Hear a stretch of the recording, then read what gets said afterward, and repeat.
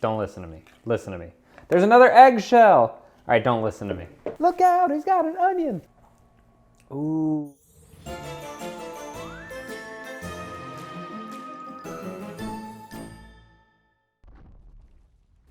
Hello everybody and welcome back to Necro Noms. It's me, your host, Skye. Got a hat because I can't have my hair out.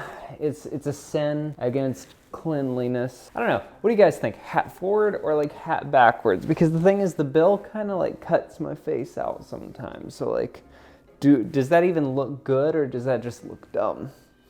I don't know. How about we try it? We'll try it this round. So today, we're doing another Dwarvish dish. I know, black pudding wasn't enough. Now we're moving over to the Delzoun. I don't know what it is. Tide me overs. They're like meatballs. They're like a meatball and a gravy. They do be looking pretty good though. I mean, look at that. They're tasty looking. I feel like I have to do my obligatory. This is from the Heroes Feast D&D Cookbook. You should pick it up for yourself. They should sponsor me, but hey, here we are. I'm gonna be cooking regardless. That means you're really getting free advertising. It's a little unfair, don't you think? And they would be like, well, you're making videos out of our stuff, so is that really fair? And I'm like, touche, wizards. Either way, we're gonna be making meatballs today. It's gonna be awesome. Got our hands washed, we'll dry them off. How have you guys been? It's been a minute.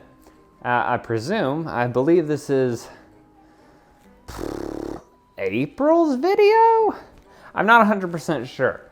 The recording on these time is a little wibbly wobbly when you're cooking throughout the Forgotten Realms. So I couldn't tell you when, but I can tell you we're here now, we're cooking together. I'm so glad to see you. I'm sure you've missed me. You missed me? I know you did, because I missed you.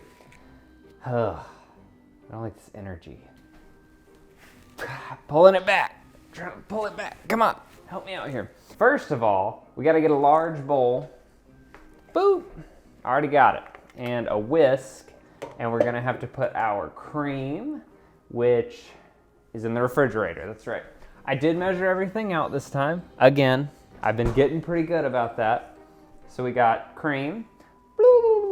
Oh, I just realized you probably can't see in the secondary cam because this is such a deep bowl. So you've got cream and egg, one egg, boop. All right. Oh, I mean, it's in there. It is in there. So, I mean, technically we did it. Add the bread. Oh, okay. So whisk this. Then we add the bread, mix well. And then we add the bread. You want 2 pieces of a darker bread. I think it suggested rye, but I could not find rye at the store for some reason, which my wife told me. She's like, how could you not find rye? I couldn't find it. I looked and looked, I didn't. So we're using pumpernickel. I don't know if I've ever eaten this bread. It smells good. We're supposed to remove the crust, so let's do that. I don't have something to throw these in, so I'm just gonna throw them in the pan we're gonna be cooking in and just pump it out. Now, the nice thing about this pumpernickel bread is the crust is very, very thin. So there's that. We got that working for us. Like, I mean, I'm barely having to pull anything off. It looks like chocolate bread. It's not, I'm pretty sure. Actually, I could just eat some of the, oh, it's all done. I could probably just eat some of the crust and tell you if it's chocolate bread, but I doubt it. Nope. It's not chocolate bread. It is good bread though. That'd be really good on like a sandwich. And I bet it's gonna be really good in these meatballs. Remainder torn into pieces. So let's just tear it up. Add the bread. So tear it up, tear it up, tear it up, tear it up. I don't know how small it should be torn up. It doesn't really specify. So I'm just gonna tear it up into semi-small pieces because I don't know that it matters because you end up like mashing it. So really this could just be nothing. Tear it up, just get it in there. Get it in the bowl. Get it in the bowl. Okay, it's in the bowl. And then we want to whisk that together. So I'm just making bread goo. I'm assuming this is going to be what kind of holds the meatball together and kind of has that, adds that texture of I don't know, glue. I guess bread and cream and stuff makes like a glue substance. There's an eggshell in here. At least there's only one. That's probably that one that I couldn't find, but I didn't even know it was in there, so I don't know what I mean when I say I couldn't find it. Don't listen to me. Listen to me. There's another eggshell. All right, don't listen to me. Meanwhile, in a skillet, so I should probably get this bread out of here. This bread's really good. I'm gonna eat a little bit more. In a skillet, over medium heat, melt 1 tablespoon of the butter. So this is 1 small onion. I don't know if that's actually 1 small onion. That seems like a lot of onion. Maybe I'll just add most of it. Because I don't want to make them too oniony. Because I love onions. Love onions. My wife, not so much. She doesn't hate onions. And she might even like onions. But she certainly doesn't like them as much as I do.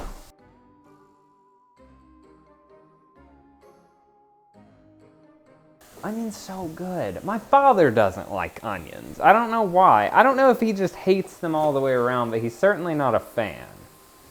You know. Dad, if you're ever watching this, hello. I hope you're doing well. I'm doing well. I'm doing stuff on the internet, as you can see. Cooking onions. Who would have thought? I never did. All right, we're coming up on 4 minutes. Then we're gonna add some allspice, and we're gonna keep cooking for about a little bit more time, not long. And then we're gonna remove and let it cool. Look out, he's got an onion. So I think we've cooked these, they're softened. So now what we're gonna do is we are going to, I'm gonna gather them up. We're gonna add our allspice. Bloop. We wanna preheat our oven to 475. We add the cooled onion mixture to the paste, the bread paste, which it has pretty well cooled. Add the onion mixture, which we did, and the pork and the ground beef. I'm not gonna lie, I'm gonna be honest with y'all. Oven's preheated. I'm gonna be honest with y'all, this is not perfect. I don't have a kitchen scale, so I had to kind of guesstimate. Baking powder. I think this is baking powder. Yeah, this is baking powder. Woo. Using a large spoon, mix well until combined. It says you can use a spoon or you can use your hands. I feel like it's gonna mix better if I use my hands. We're gonna mix this as well as we can. Arrange the meatballs on the rack in the baking sheet.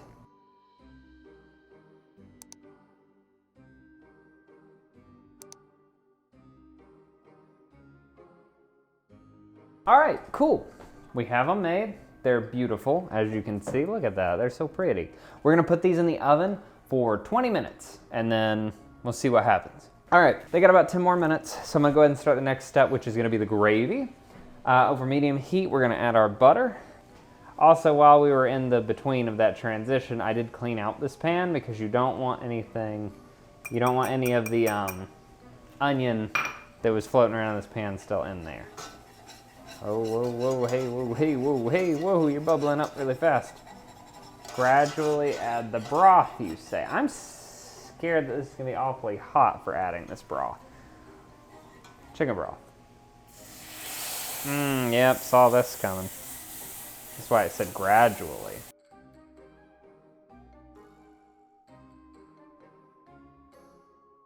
All right, now it's about time to add the brown sugar. Bloop, bloop, bloop. You're real stuck in there, aren't you?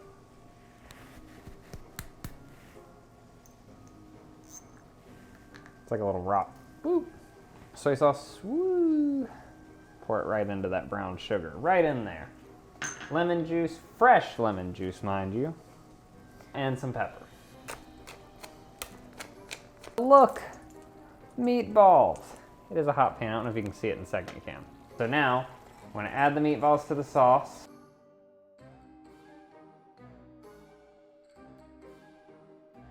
So this is dill. You can use dill or there was something else you could use that wasn't dill. But I forgot what it was. It's like parsley, I think. I just went with dill. I don't know why, to be honest with you. I don't know why dill. Like, I just saw it and was like, yeah, dill. We'll use dill. Look, I don't know if you're supposed to try it off the spoon, but I'm also just cooking for my wife and I, so like, I'm gonna try it off the spoon, you know. That was hot. I scorched my taste buds. No. I'm so dumb. It was just barely, so I don't think it's gonna be enough to like affect it. That's good though. I'll add a tiny bit more pepper, just because I feel like they can probably use it. But there's a little dill for the top. Ain't that something? Delzoun or Delzoun Tide Me Overs. A Dwarvish dish. Time to eat these Tide Me Overs. Get that one right on the top. This is probably too hot for me to eat. It's smoking, you see it? It's got the steam. Steaming, I guess. I'll blow it a little bit.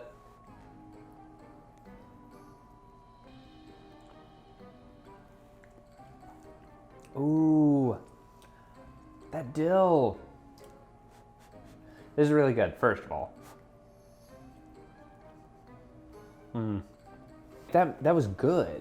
I mean, the meatballs would be good without it, but the dill really adds something. 10 out of 10, as always. I mean, like, the food's good. I haven't had a bad one yet. I kind of messed up on the cookies and they were a little hard, but that was my fault. It told me in the cook's notes to pull them out early. So really, out of everything I've made in this book so far, it's been amazing.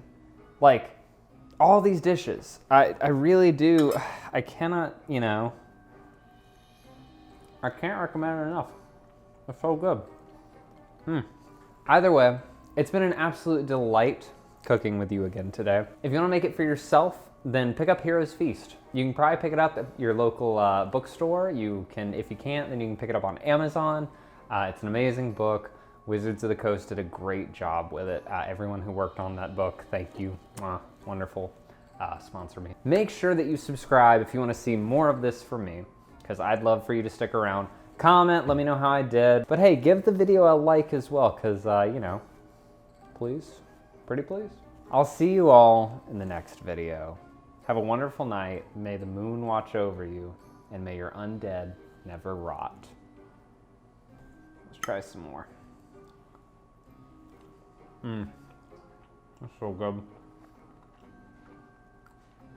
I love meat. I'm so sorry, but I love meat. I love it so much.